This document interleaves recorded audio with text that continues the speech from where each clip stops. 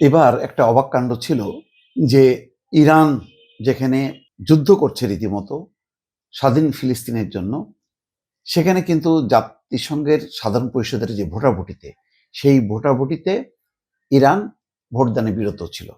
কেন দ্বিরাষ্ট্র সমাধানের পক্ষে ভোট দেয়নি ইরান? এটা একটা প্রশ্ন। যুগান্তরের যে রিপোর্ট, তাতে বলা হচ্ছে জাতিসংঘ সাধারণ পরিষদে দ্বিরাষ্ট্র সমাধানের পক্ষে ফ্রান্স এবং সৌদি আরবের উত্থাপিত একটি প্রস্তাব বিপুল ভোটে অনুমোদন পেয়েছে। প্রস্তাবের পক্ষে ভোট দিয়েছে সাধারণ পরিষদের 142টি দেশ, বিপক্ষে ভোট দিয়েছে মাত্র 10টি, যুক্তরাষ্ট্র সহ। আর ভোটদানে বিরত ছিল 12টি দেশ, এর মধ্যে ইসলামী প্রজাতন্ত্র ইরানও রয়েছে। বিশ্বের অন্যতম মুসলিম প্রধান দেশ হয়েও ইরান কেন ভোটদানে বিরত ছিল তা নিয়ে প্রশ্ন উঠছে। এই বিষয়ে তেহরান বলছে টেকসই শান্তি আসতে পারে কেবল একটি স্বাধীন গণভোটের মাধ্যমে।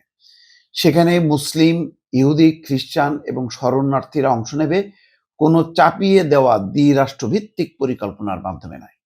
অর্থাৎ একটা স্বাধীন রাষ্ট্র হতে পারে গণভোটের মাধ্যমে, সেই অঞ্চলের মানুষরা ভোট দিয়ে সেটা ঠিক করবে। কোনো ওই জাতিসংঘর মাধ্যমে যে চাপাই দেয়া যে দ্বিরাষ্ট্র, সেটা কোনো সমাধান না।